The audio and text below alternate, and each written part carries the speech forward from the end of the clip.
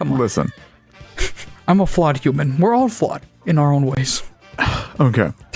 There were a bunch of shows, and I have a bunch of honorable mentions that could have gone for one of these slots. But I don't know. I feel this is kind of like, it's not really a hot take or anything, but like I actually do kind of unironically like Orihimo a lot. It's not a bad show whatsoever. Let it be known. Loose. I'm not defending it. I'm defending it.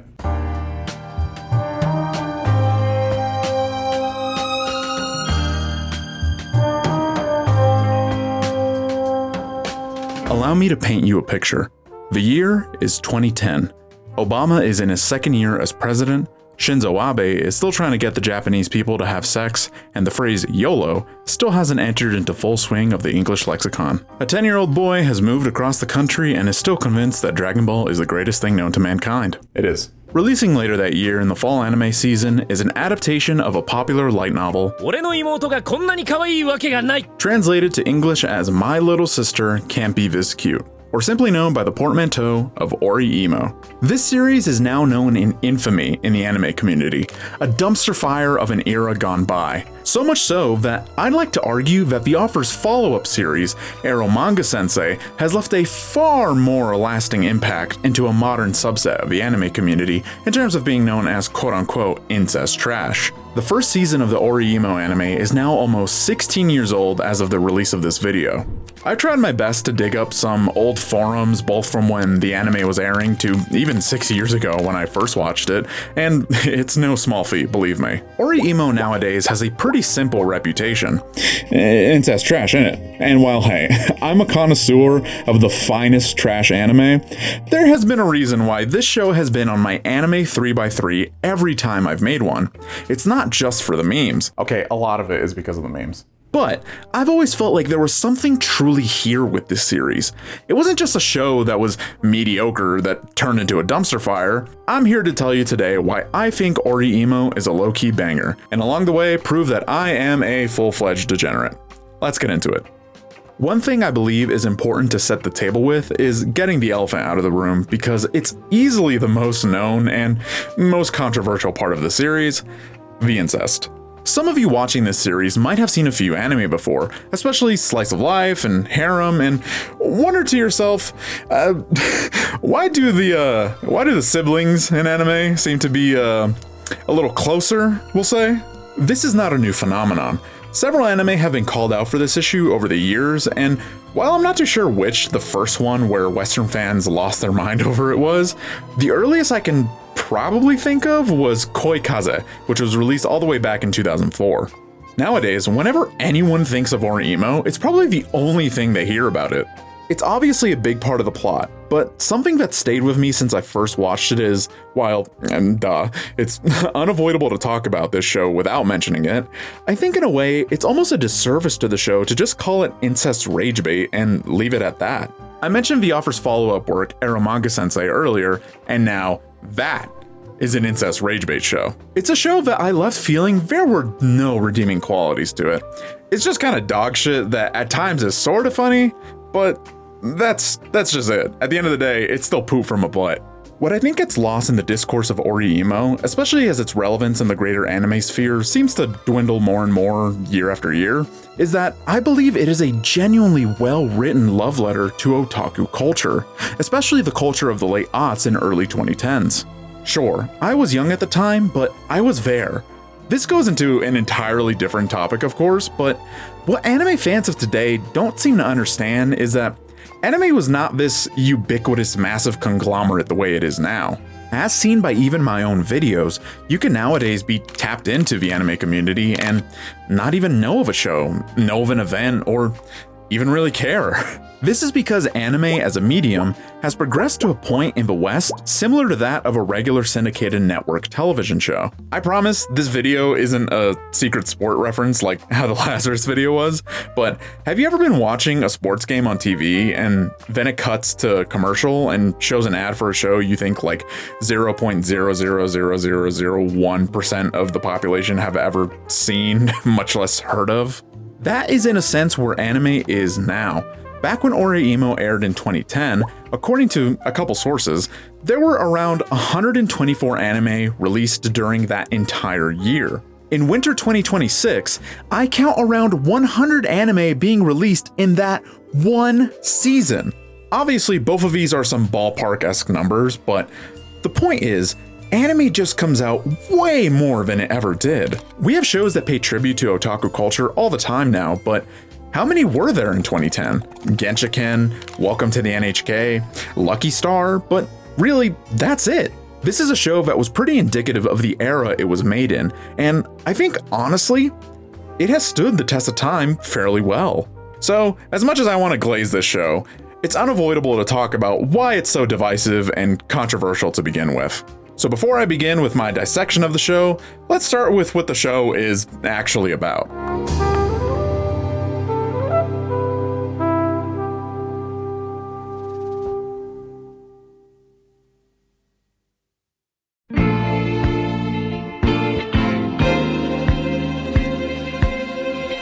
Oreimo is a story about two siblings, Kirino and Kyosuke Kosaka. The two once close siblings are shown to have quite an icy relationship. Kirino is not just a model student, she's literally a model.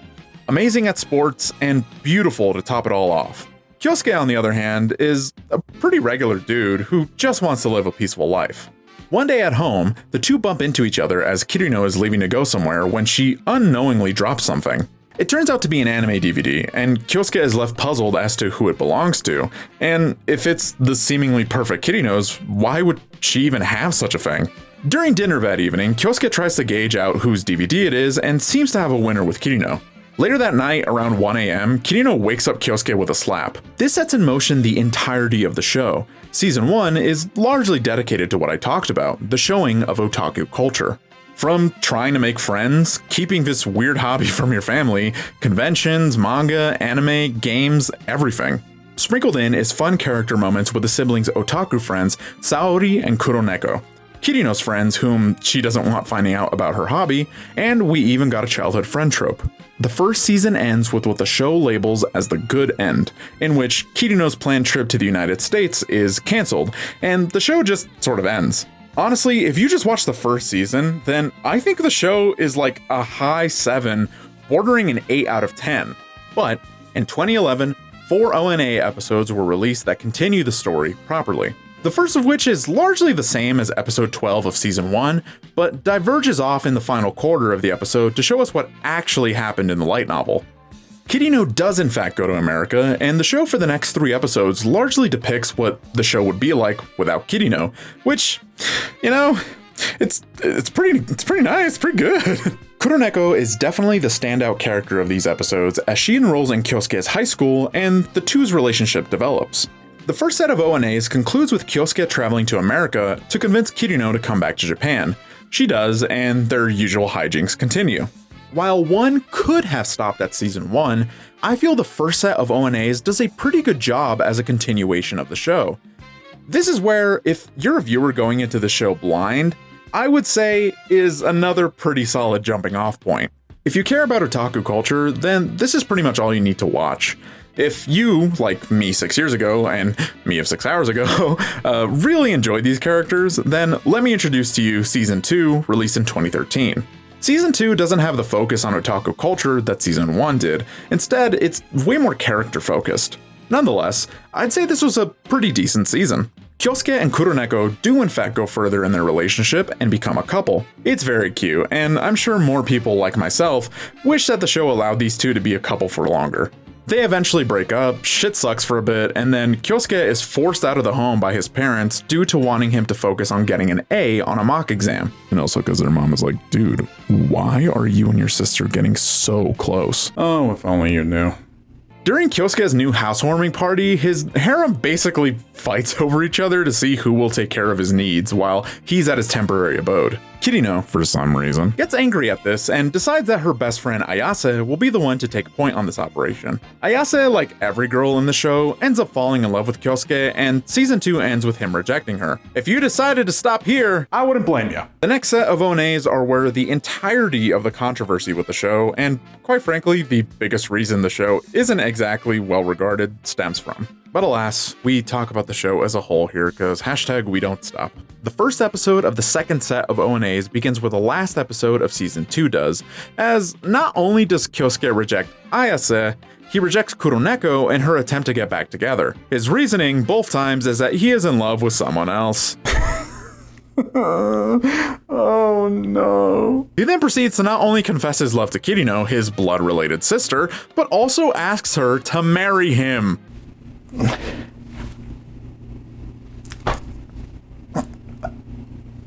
The second episode has Kyosuke and Kirino being a couple. For some reason, their friends accept this, and Kyosuke rejects another girl because he can't resist his sister! The final episode of the franchise has Kyosuke graduating, then his childhood friend and Kirino start beating the ever-living dog shit out of each other.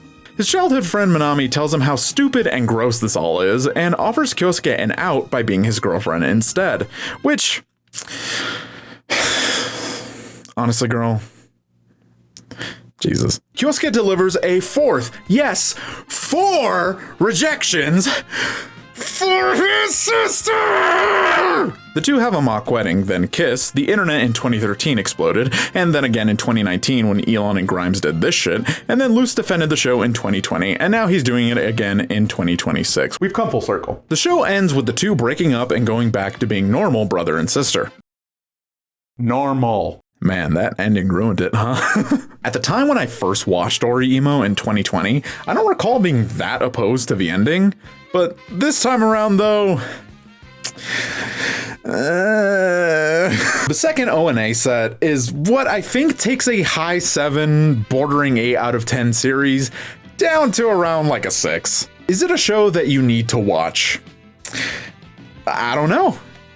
It's a show that is undying in its appreciation for everything otaku. If you're willing to kind of skim around the incest side plot, and you're into otaku culture, and trust, well, yeah, it does become a lot more prominent during the second season, I would say the romantic aspect of Kirino and Kyosuke's relationship isn't really given center stage until the second set of ONAs. Then I would say the show is definitely worth a watch, especially if you want to see a fairly accurate, if over-the-top showcase of what otaku culture was like back in the late 2000s.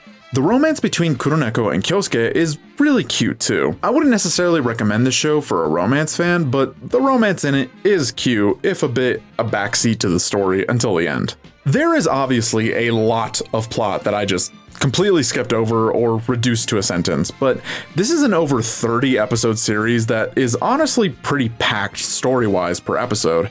And look, I'm not looking to make an hour-long dissection of this show. So with all the story stuff out of the way, let's jump into it.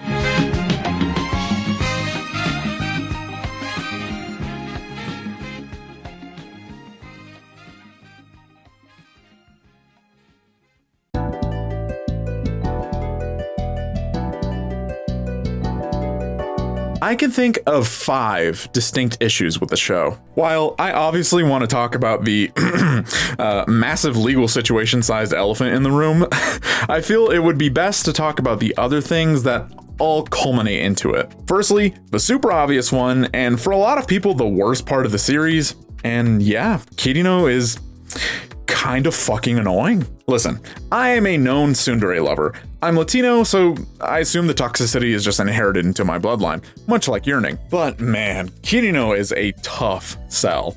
This was during an era of anime where tsundere were far more soon than dere, and it's painfully obvious here. For as perfect an image Kirino had in school and with her friends, she's honestly such a bitch. She's super self-centered, bratty, annoying, rude, and borderline abusive towards Kyosuke. This is kind of a massive problem to have a super unlikable character being one of your show's protagonists. Now, inherently, there isn't anything wrong with having an unlikable character as a protag, but Kirino is the worst kind of character for this mold. She's not an unlikable character in a show where you're supposed to explicitly kind of hate the main character.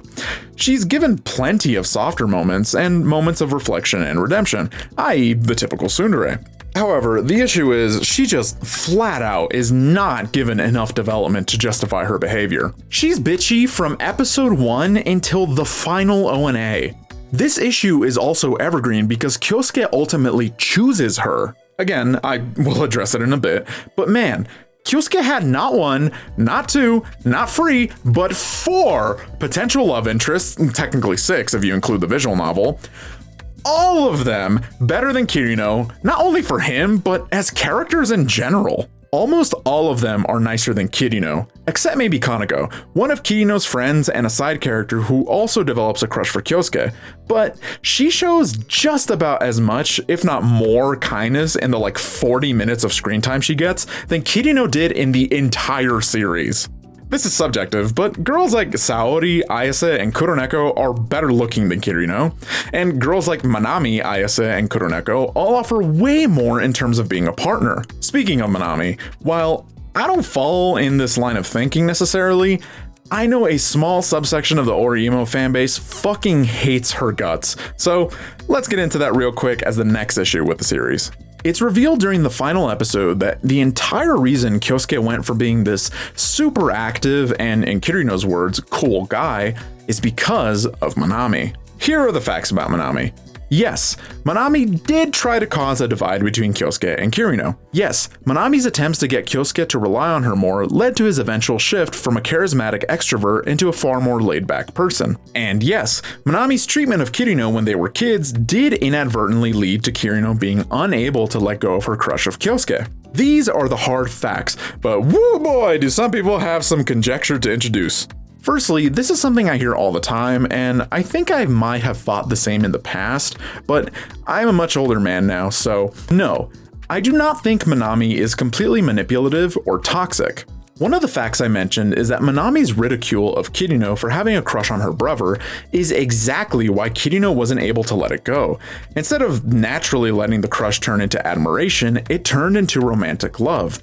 And for many, the reason she did it was because she viewed Kirino as a romantic rival. However, I just can't agree with that. I think Manami was just being a kid. She didn't know any better. She saw Kirino's love for her brother as just weird and gross and wanted to point that out. What I do think was awful of Manami was her essentially forcing Kyosuke to abandon his natural personality in favor of one that's far more suited to her. In my research for this video, I saw a great write-up by Ichigo Radiance on Reddit. Their point is that Manami's actions, manipulative or not, basically ended up biting her in the ass in the end. By driving the siblings away, as the poster says, she didn't allow the Westermark effect to kick in, which is basically what makes your brain have a sexual aversion to your siblings. The two, although together in the same house, grew up separately essentially. While Manami was not toxic in the sense we understand an adult to be, she was essentially manipulative towards Kyosuke, and that is the crux of what makes her such a hard part of the show in the conclusion and in reflection. Now moving on from my debut as a psychology tuber, let's talk about Best Girl. As a character, I don't have a lot of complaints towards Kuroneko. She's my favorite girl in the show, and I think easily the best fit for Kyosuke.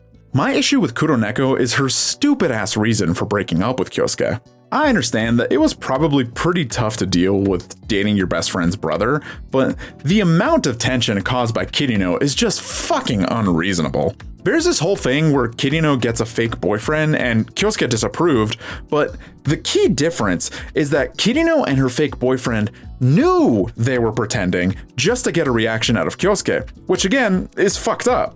Kyosuke had no idea Kuroneko was planning on breaking up with him, and ultimately for such a stupid reason. Just tell homegirl you find it weird that she's so uppity about you dating her brother. Don't just ruin your relationship with someone you clearly love a lot just because his sister is a weirdo. Speaking of weirdo, the last gripe I have, and I promise I will be positive very soon, is our elephant that's been staring directly at our eyes for the past 19 minutes. Look, there's no sugarcoating it. The ending is a fucking disaster. Not only because of incest, but because it all ends up not mattering. I've heard some grumbles online about a Japanese law passed in 2011 that apparently made it so incest is way harder to showcase in media, which seems to be the popular reason that the ending is as non-committal as it is. We spend the entire final episodes of the show showing that they're a couple. People accept it, people don't accept it, and in the end, for what? The show implies that the two don't actually stop being honorary residents of the state of Alabama, but if you take it at face value, then these two risked everything, including their social lives, their friendships, all for a fucking kiss and a— What are you doing, blood related, bro? That's everything wrong with the show. I've been far too negative with this video and the previous video essay, so let's get a little crazy.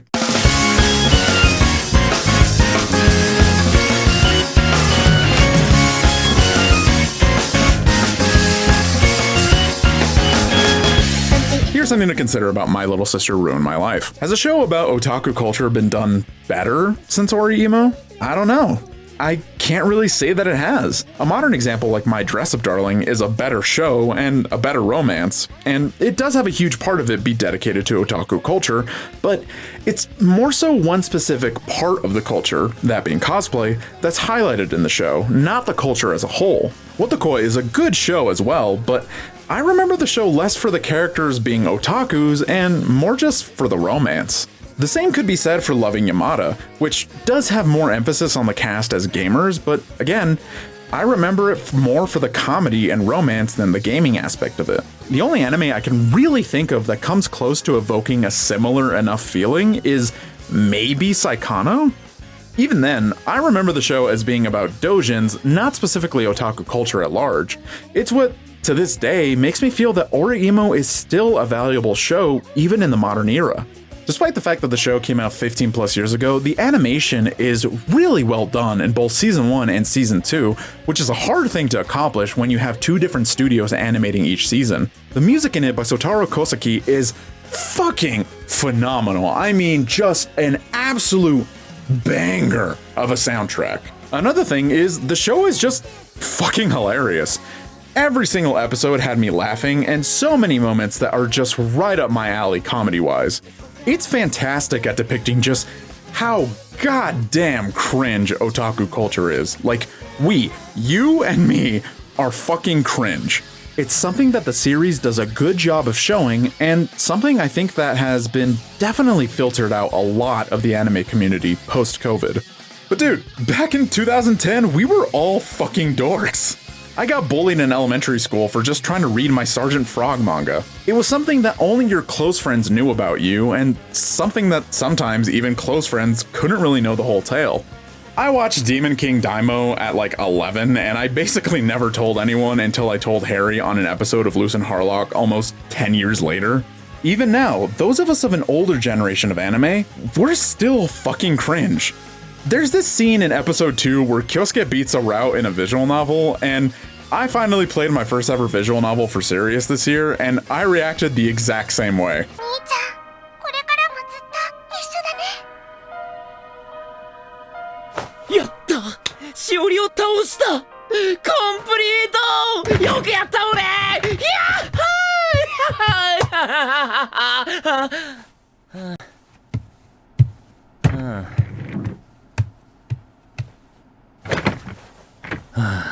I'm such a fat fucking chud. In spite of the cringe-tastic display on hand, the show doesn't allow it to just be played for laughs. These are our interests. Who's to say that it's a bad thing? Back in the day, like I mentioned, we got bullied, we got ostracized, we were viewed as the weird kids. I was on the front lines, Naruto running, trying to blast the Kamehameha wave, trying to be like Kamina from Gurren Lagann. Was it cringeworthy and silly? You bet it was. Am I embarrassed about it now? As a socially well-adjusted adult? Jesus, yeah. But as an otaku? Fuck no. That was real. That was me. That is me. I've made videos about anime. I've made videos about where we end up just talking about anime. I make yearly videos about the entire year of anime, for fuck's sake. This show is such a good showcase of that. It doesn't just show games or anime. It goes into things like manga, light novels, and the industry at large. It's a show that, as I said before, is the ultimate love letter to otaku culture as a whole. It even goes into the more nitty-gritty stuff like the comiket scene and being someone so inspired by the medium that you decide to be a creator yourself. And while I'm not going to be writing a manga anytime soon, I owe so much of my creative output to anime, manga, and games. It shows stuff like the process of a written work being translated on screen as an animated show and the challenges that come along with it, years before something like Oshinoko came to show a deep dive into the Japanese talent industry as a whole. It shows finding the right set of people to share this hobby with. Remember, back in 2010, otaku culture at large was not as huge as it is now. The only things to have really gotten mainstream in the West was video games, but even then, it's not like everyone was playing Aerogaze on their PS Vita. Nobody even fucking owned a PS Vita. I own a PS Vita. This might seem like an old man screaming into the clouds, but something interesting I feel is that I got to witness the growth of anime in the West in real time. Sure, there are people far older than I who can recount the before times prior to stuff like Toonami, but there are to me 3 different spikes when anime got big in the West in a more cultural phenomena sort of sense. Firstly was the aforementioned Toonami, anime crossovers like Pokemon, Dragon Ball, and Digimon. Secondly was in 2014 with Attack on Titan, which got a whole ton of people not even interested in anime to begin watching. Then, in 2020 with COVID, people tried new things and tried to find new interests. We saw, though, a massive influx of people into the greater anime community enter without any of the prior knowledge given to us by those who came from my generation and before. Nowadays, the average anime fan in 2026 is not even close to what the average fan was in 2016. Hell, the anime community in 2006 is closer to what 2016 was, and even then we were dealing with an influx problem. What I'm trying to say is that Ori-emo is fantastic to me for 2 reasons. Firstly, more media need to adopt the philosophy Ori-emo has of not being afraid to embrace your interests. Too often now, we live in an era where earnest attempts at showcasing one's interests become cesspools of insults and harsh words damaging the person as if you knew them personally. And listen, I get it. There are certain things we really shouldn't be sharing with the class online, but if someone is just trying to show off their first ever cosplay and you go to the comments section to call them a shithead and worthless for messing up one minor detail, why don't you go squarely fuck yourself? Embrace what you love. Don't engage with media just for the fashion. You aren't a runway model, probably. Be a good sport and enjoy what you enjoy, and let's not disparage people for enjoying what they enjoy. Under the correct circumstances, of course, if the reason you like Ori-emo is because of the incest. The second reason I think the show is so good at what it does is that it serves as a perfect time capsule back to the era in which I got introduced to anime, manga, and otaku culture in its entirety. I remember going to the mall as a kid with my brother and always wanting to go to the Japanese goods store, not just for the Pokemon cards, but for all they had to offer. I wanted for the longest time to find a Gurren Lagann model kit, and I still don't own one. I gotta fix that soon. Hell, I love otaku culture so much, I ended up working at an anime store in my early 20s. To this day, when I've held so many better positions and true white-collar corporate jobs, those 4 months at the anime store were some of the best, most fun experiences of my life. I hope all my former coworkers are doing well. In 2020, myself, Harry, Abe, and Ian all went to Little Tokyo to hopefully interview people exactly like us. I'm glad that something like this is immortalized for all time for people to see. Then, 3 years later, in 2023, myself, Abe, Ed, and Ian all went to San Francisco in the road trip video. This time for an anime convention, my first one ever. I got to meet so many people and got to ask them about their experiences and how they felt as a part of the medium. I hope everyone I interviewed is doing fantastic. My biggest hope for the trajectory of this medium is that one day we'll be able to all enjoy it and coexist with it. Trivial things like waifu wars will always be there, but I could do without being a total cock to someone online or in person just because they have a differing opinion than you. If someone ever comes up to me at a convention or even just out and about, in regards to what's an anime I could recommend that, really showcases otaku culture, gives us a full rundown what it's all about, I don't think it's that bad of an idea to recommend Ori-emo. A true love letter to the culture that I love so dearly.